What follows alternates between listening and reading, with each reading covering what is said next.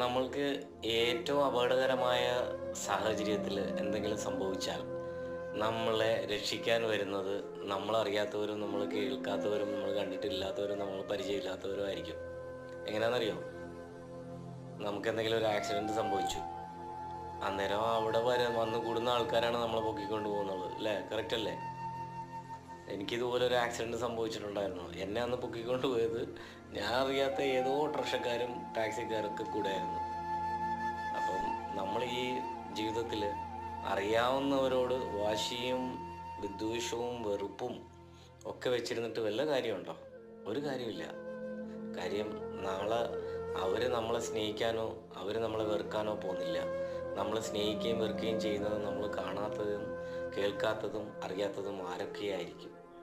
നമ്മൾ പോകുന്നതും അവരുടെ കൂടെ ആയിരിക്കും, ആറടി മണ്ണിലേക്ക്. Coach Jils signing off.